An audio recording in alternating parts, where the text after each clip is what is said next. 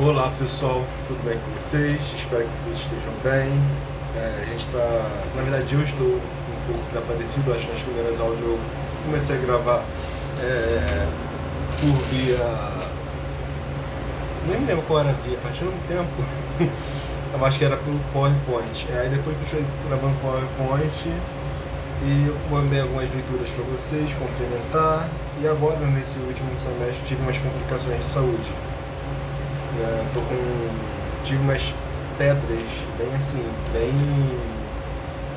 bem grande nos meus rins, bem grande mesmo, tipo papo de 2 centímetros para cima, tá?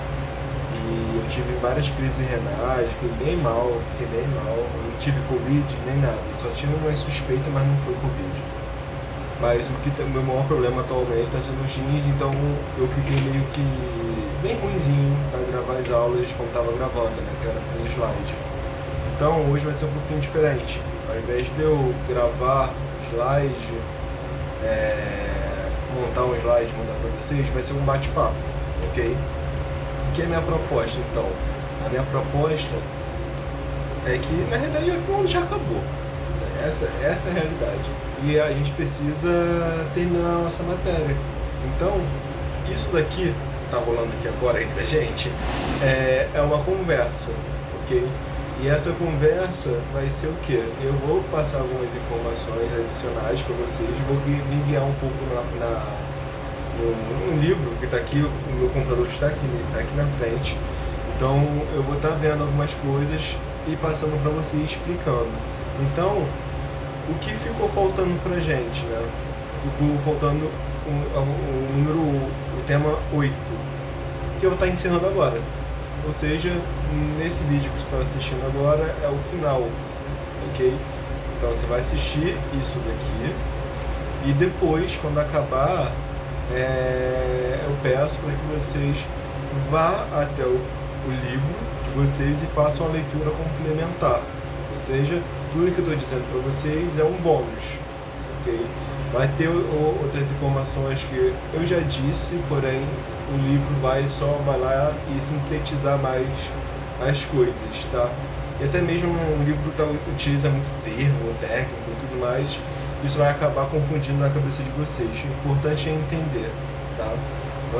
Antes de qualquer coisa, hoje tá um calor escaldante. Então decidi gravar de camiseta, porque eu sou filho de Deus e acredito que vocês também devem estar aí de boas, né?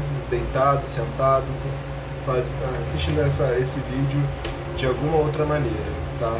Então a gente vai falar sobre tempo e clima, né? Que é o nosso tema 8.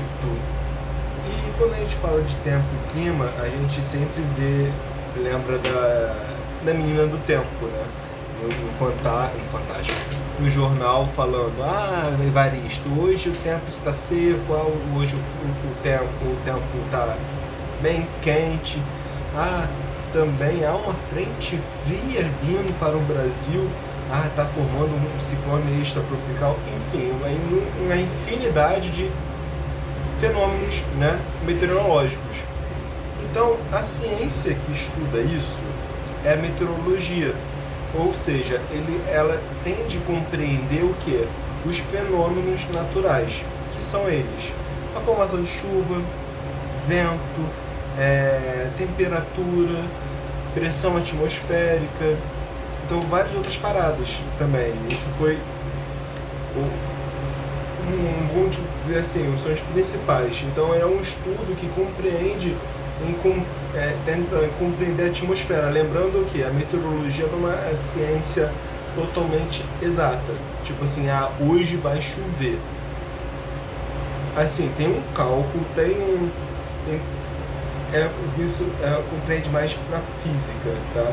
Bem mais lá para física, que eles conseguem meio que usar um dado, um programa, e conseguem medir e em questões de cálculos matemáticos, propor que amanhã possa chover, ou amanhã pode estar quente, sendo que às vezes a gente está combinando de ir pra praia, né? Geralmente é sempre assim, nunca se marca praia, né? você, quando marca a praia, sempre chove. Tem que ser assim, ó, acordou, foi da praia, porque aí o tempo não vai te sacanear, né? Porque geralmente é assim, você marca uma praia, não vai, amado, porque vai chover. E de fato chove, né? E parece que é tudo com data marcada, tudo para sabotar o nosso plano de viagem. Ok. Então, a meteorologia, ele tenta compreender os fenômenos que estão na nossa atmosfera, tá? Esses fenômenos são o quê? Chuva, tempestade, calor, temperatura, vento, né? Eles pegam esses dados todos, tá? Eles pegam esses dados todos, utilizam esses dados em um cálculo matemático, ok? E elabora uma previsão, já está aí na palavra, né? Uma previsão do tempo nos próximos dias. Essa previsão de tempo pode ser 100%? Pode, mas ele... Quantas vezes a gente assistiu o jornal e viu que não choveu, né? Hoje mesmo, eu vi hoje no meu celular que a previsão era o quê? Tempestade. Tipo, chuva e tudo mais, e hoje tá um calor. Fui votar, tá? E esse calor absurdo. Então, cadê a chuva? Tô esperando a chuva até agora. Ventou, fez um monte de coisa e nada, tá calor, muito quente mesmo. Então tá. Então, na meteorologia é essa ciência e temos alguns equipamentos, né, avançados que ajudam para que possamos ter que nós possamos estudar, né, esses, por exemplo, existem tecnologias, pluviômetro, não vou lembrar agora, pluviometrômetro, que é que mede, minha língua presa, enfim, a quantidade de chuva, né, que cai. Então eles pegam esses dados também. Tem satélite, né? O Brasil, se eu não me engano, alguns anos atrás, o Brasil não tinha, ou acho que ainda não tem um satélite que seja totalmente eficaz. A gente, eu acho que recebe os dados lá de fora, chega pra gente aqui no Brasil e, assim, bom, a gente tem um satélite meio que emprestado, não é 100% nosso em relação à meteorologia. Então, isso os dados de chuva que a gente pega, né, nesse pluviômetro, né, que a gente vê a quantidade de chuva, ok, que está caindo naquele determinado local, e mais os dados recorrentes dos últimos dias, dado da temperatura, como é o ambiente daquele local, dados espaciais. Tenho isso tudo, jogo no sistema, tenho a previsão propostas aí, ok? E também, em questão espacial, na meteorologia, isso também vê onde pode estar formando furacão.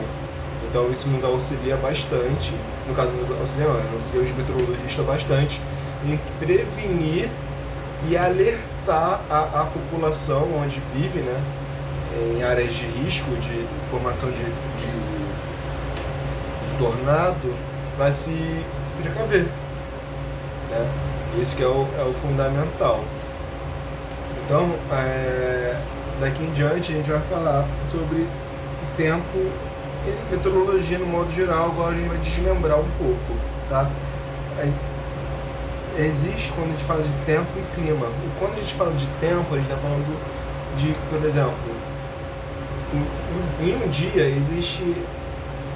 pode ocorrer vários tipos de tempo, tá? Por exemplo, hoje, os últimos dias, vamos colocar, choveu muito, não sei se vocês repararam. Teve um período de um tempo ensolarado pela manhã, depois à tarde teve um tempo, né, nublado, e à noite outro tempo chuvoso, né? Então em um dia a gente teve uma diversidade de tempo. Porém,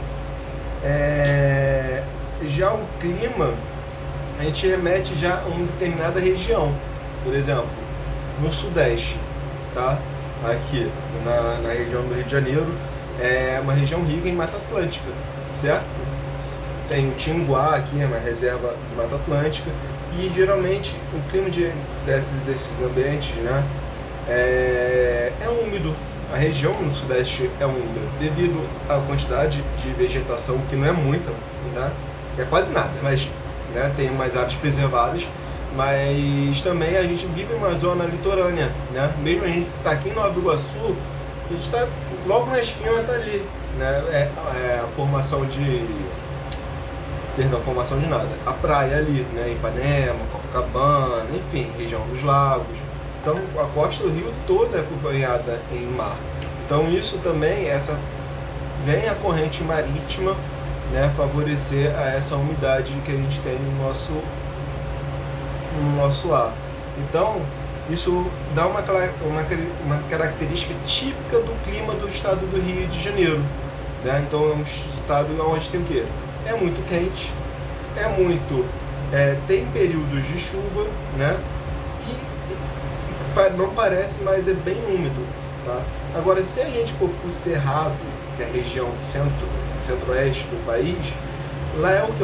É um lugar seco em relação ao Rio de Janeiro, porém, lá é muito difícil ter formação de chuva, né? Devido ao quê? A falta de umidade no ar. Então, o clima de lá é o quê? Seco. A gente espera, quem for para lá, fizer um dia de viagem para Mato Grosso do Sul, enfim, na região centro-oeste, vocês vão se deparar com uma situação de quê? Um lugar seco. Aqui a gente respira de boas. Lá o ar é tão seco que na fossa nasal fica tudo ressecado. Ou seja, você tem que ficar usando soro para hidratar, porque machuca o nariz, né? Tem uns amigos que foram pro Mato Grosso do Sul e eles falaram que, tipo, lá é lindo, maravilhoso para viver, não ia viver de jeito nenhum, porque tava tudo machucado por dentro do nariz. Porque a gente vive numa região onde o clima é úmido, diferente lá da região do Cerrado, lá do Centro-Oeste, que é o Cerrado. É um clima totalmente quente, não é úmido, enfim, aí isso também varia, então, né? Então o Brasil é um país onde tem diversidade, né, de biomas, e cada tipo de biomas tem o seu clima diferente, certo? Então tá.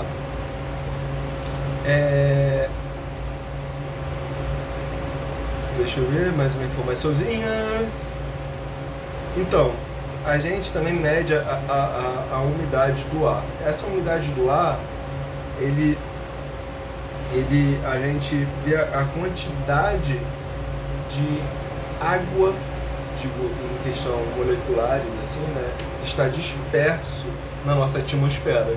Quanto mais úmido está o ar, ok. Ou seja, um determinado momento tem no Rio de Janeiro é assim, a umidade é sempre boa, porém tem períodos que tem uma umidade muito alta, outros um pouquinho baixa, e geralmente nessa parte, a umidade baixa, geralmente é outono. O outono é um período bem seco, né? E às vezes aparecem as crises alérgicas nesse período. Mas temos que se atentar que quando esse período, essa unidade de ar, a gente vem naquela questão anterior que eu tinha falado de regiões do Brasil, né? Lá no Cerrado, no nível de umidade, a gente vê, lá então é zero, lá deve ter o que lá, uns 50, e a gente aqui no Rio de Janeiro tem 80, né? Umidade, 80% umidade do ar, né? Ou seja, o nosso ar é bem umidificado, coisa que lá no Centro-Oeste não é, e dependendo também da região do Nordeste também não é, né? Então a gente vem enfrentando, caso vocês forem em um outro estado, em outro tipo de bioma, vocês vão sentir essa diferença, né? De um tempo mais... de um clima mais seco, melhor dizendo. De um clima bem mais seco. Então, isso, geralmente, em lugares onde a umidade do ar é mais elevada, ele está mais propenso à chuva, tá? Ele é bem mais propenso à formação de chuva. Então, ela pode variar, essa umidade do ar, ela pode variar de 0% a 100%. Esses lugares têm umidade baixa, né, do ar, e geralmente são lugares desérticos, tipo o deserto de Atacama, lá no Chile. Ele fica no Trópico de Capricórnio, né? E geralmente onde a linha passa, o Trópico de Capricórnio, tanto no Trópico de Câncer, ali debaixo daquela, onde passa essa linha, são regiões da qual sofrem com regiões secas, desérticas, né? Exemplo, o deserto de Atacama. Lá o nível de ar lá de umidade do ar é baixa. Também risco de chuva lá é tipo 0,1. É absurdo lá. Tem uma reportagem, vou ver se eu acho, se tiver eu coloco aí no link da página, que fala, eu acho que o meu amigo mandou, vou pedir pra ele o link. Eu acho que lá só chove, tipo assim, a última vez que choveu foi 10 anos atrás. Eles consideram que a formação de chuva lá é como assim, a possibilidade de chuva de 0,01. Aí é uma formação de uma gota que às vezes é que essa gota cai, né, desprende lá da atmosfera e ele nem consegue chegar no chão. É uma gota simples, assim, choveu. É uma parada tão louca, né? A gente tenta parar pra pensar e tipo, não. Mas por que é tão assim?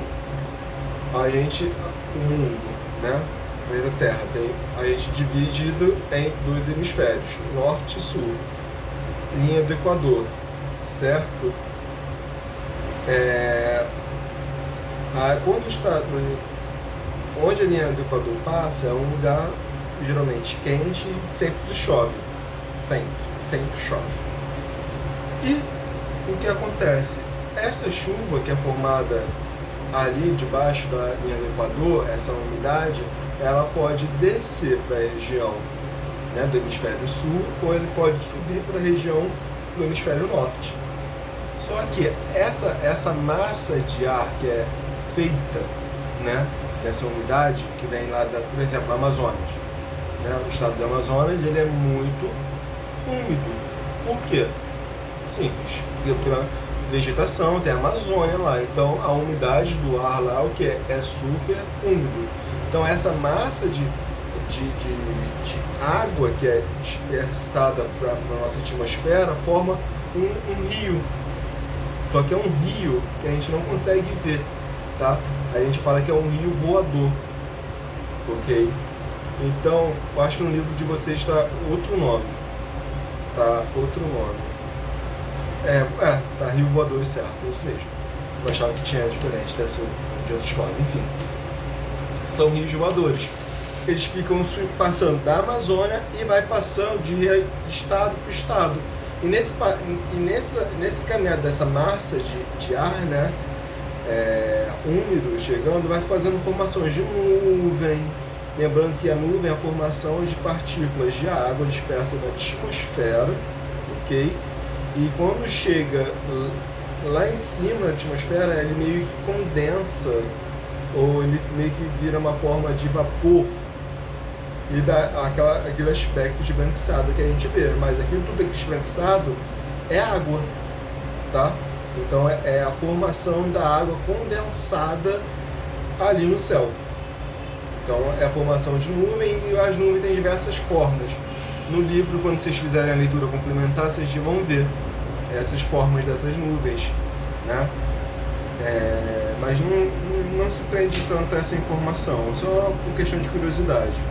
Eu acho que esse ano passado eu até ensinei a vocês a verem sinais de tempestade, né? Quando a gente vê uma nuvem com altitude bem elevada, aquela nuvem grande, é sinal que vai cair um pé d'água e das brabas. Então, esse foi um atento, só para lembrar. Enfim, voltando para os rios.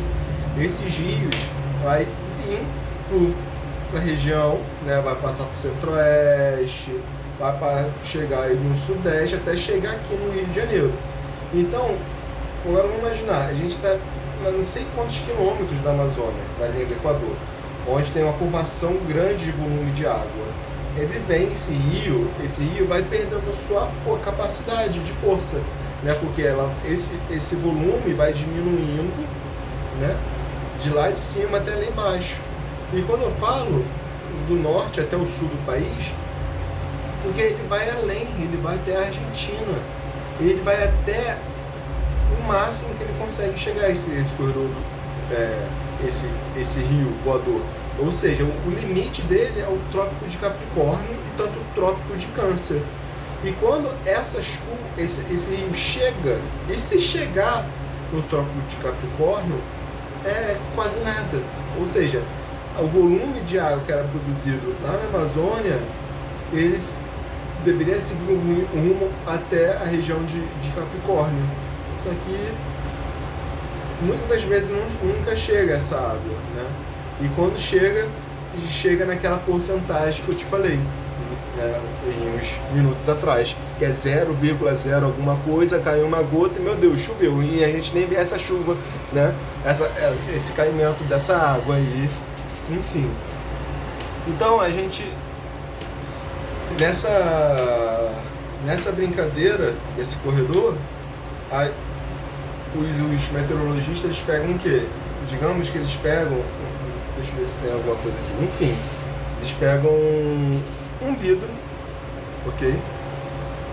Eles pegam um vidro que é chamado, aqui agora tá, pluviômetro, que tem vários medidores, como fosse aquelas centímetros, no caso era para medir ml, chuva, né? Então eles colocam ali, ok? No momento de chuva, e a quantidade de chuva que vai cair ali, ele vai medir o volume d'água que está caindo por hora, ok?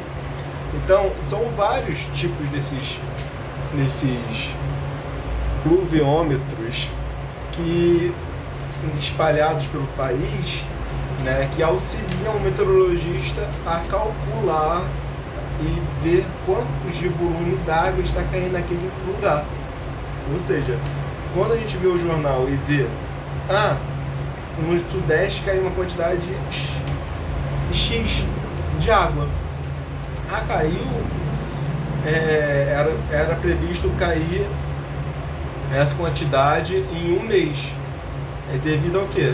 A quantidade de pluviômetros que foram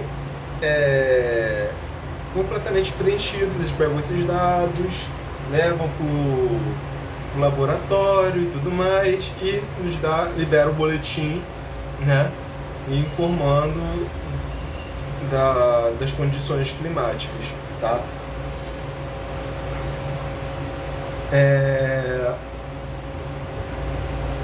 E eu quero lembrar vocês que lá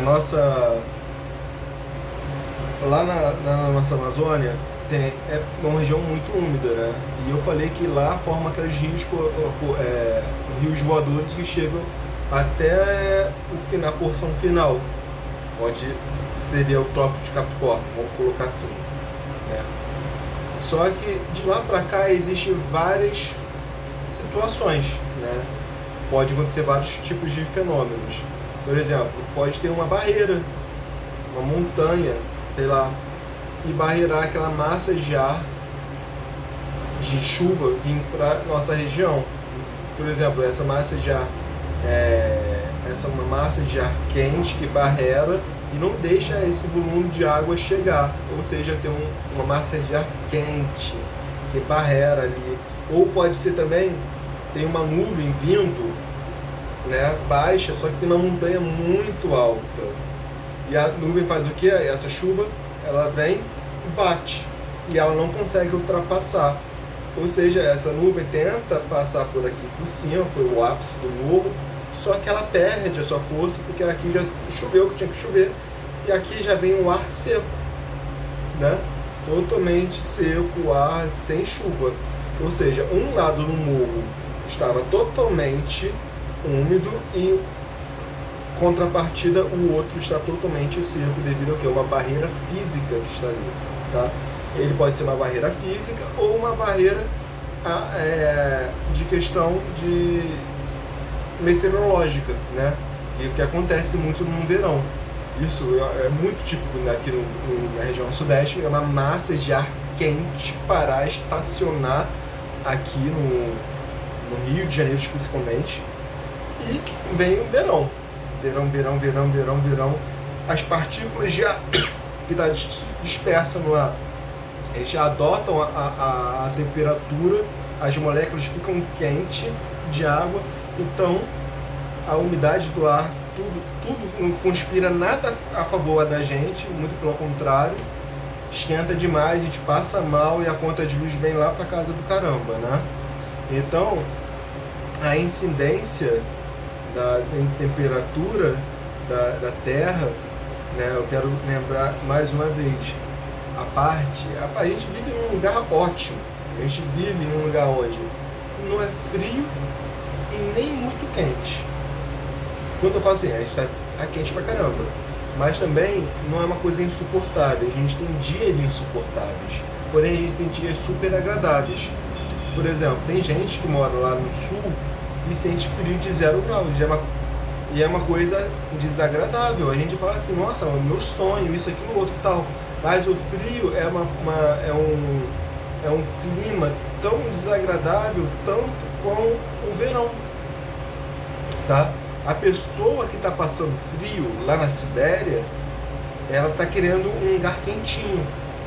E a pessoa que está no deserto do Saara quer um lugar um pouco mais fresco. Então, as medidas extremas de clima são totalmente desagradáveis para os nossos sentidos humanos, ou seja, para a nossa temperatura totalmente. Imagina você com frio de 0 graus, sua boca toda rachada, pele toda quebrada. Imagina você ter mão seca, nossa, é um clima totalmente desagradável. Então, relembrando que o planeta Terra tem aqui a linha do Equador, hemisfério norte, hemisfério sul. Aqueles que estão ali na região da linha do Equador são privilegiados, tem o calor, tem tudo ali, formação de água. Todo mundo que está debaixo da linha do Equador chove, que é uma beleza. Vou passar um texto aqui para vocês, estou falando de El Niño, e que por sinal El Niño despertou agora, né? Tá voltando aí a vida, e parece que isso está alertando os meteorologistas. E El Niño, que é um fenômeno também meteorológico, que eu vou estar passando para vocês no texto, ok? É um adicional. Então, os hemisférios mais destacados do Equador, quanto mais vai ficando mais longe do Equador, mais frio é. Então, vamos colocar o Brasil como exemplo. Brasil, linha do Equador, Nordeste, quente pra caramba. Vai distanciando e ainda continua quente. Chegou no Rio de Janeiro, ainda tá quente. Chegou no Rio de Janeiro para baixo, aí o clima muda totalmente. Aí já começa a ficar frio. O sul é frio. Aí vai pra Argentina, frio. Vai pra lá embaixo, Antártida, então um bloco de gelo, né? Então, quanto mais distante é da linha do Equador, mais frio é, ok? Então,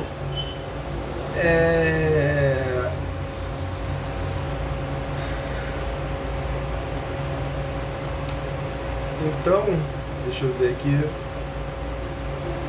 A Márcia já foi isso daqui.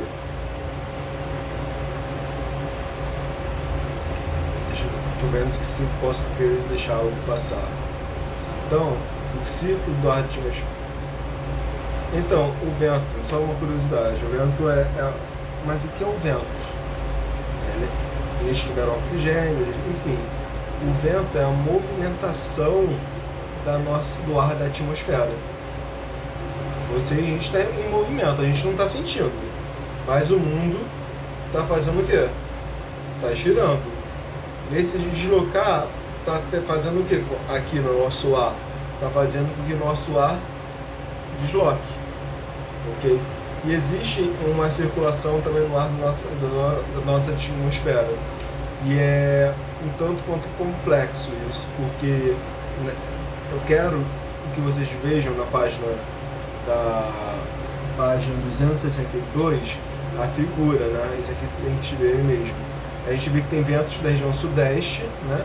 E aqui essa linha que é uma zona de convergência intertropical, onde seria basicamente a linha do Equador. Porque a gente percebe o quê? A temperatura aqui é super quente, esse vento para a região sudeste, enquanto outros ventos gelados, né, do hemisfério, mais de cada hemisfério, né, o sul e o hemisfério norte, a parte mais isolada, tem já uma circulação bem fria. Enfim, essas células de Hadley, ele serve como uma corrente de convecção. Eles pegam essa atmosfera de vento que está aqui na nossa região central e meio que levam para lá, em outras regiões, lá de cima, do hemisfério. E a mesma coisa acontece, eles pegam essa corrente, pega a massa de ar polar lá de cima para trazer para nossa região, né, quente. Então, a gente tem por coincidência, a gente tem várias frentes, vários circuitos de ventos aí, né? Corrente de ventos, e a gente acaba fazendo também essa frente polar, né? Esse ar que vem do Ártico, o ar que vem, enfim, de várias direções, né? Essa massa de ar, ela pode ser compreendida tanto, sei lá, pode vir polar, como disse, ela pode ser ártico, também disse, ele pode ser equatorial, né, que forma na região tropical, né, não equatorial, perdão, e os tropicais, que formam nos trópicos. Tá? Geralmente, na região trópica, apresenta temperatura quente. Em algumas regiões pode ser fria. Eu acho que na China. Acho que na China tem. Manipura, aquela região ali é frio. Vou beber água.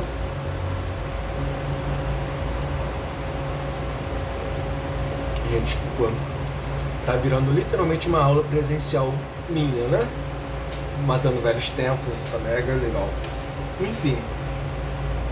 Com essa corrente, né, de massas de ar, ou corrente marítima também, que nos trazem ar quente ou ar frio, né, que está percorrendo pelo oceano, essa corrente ela pode fazer com que tenha a formação de massas de ar quente ou massas de ar fria, ou frente fria ou frente quente. É a mesma coisa. Essa massa de ar, ela é basicamente aquilo também que eu disse no anterior. Ela pode ser tanto também formado por questões polares árticos, né, que vem de uma determinada região através daquelas células de Hadley que eu disse anteriormente e vem em direção a uma região. Por exemplo, vamos colocar mais uma vez a região tropical, né? A massa de ar tropical ali. Ali é quente. Aí tem a formação de rios, né, voadores. Ali pode formar o quê? Uma quantidade de volume d'água vindo para cá e mais um clima polar, né? Polar não, perdão. Lá do Ártico vindo e se chocar. E o ar quente, úmido, né?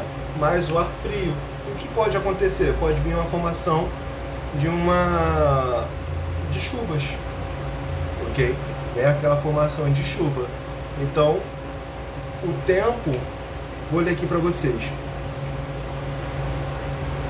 Uma frente fria ocorre quando uma massa de ar frio desloca para cima de uma região de mar de ar quente, que estava parado sobre uma determinada região. Ou seja, o rio lá, vindo voador lá da Amazônia, se encontra com a massa de ar quente. Perdão, ar frio lá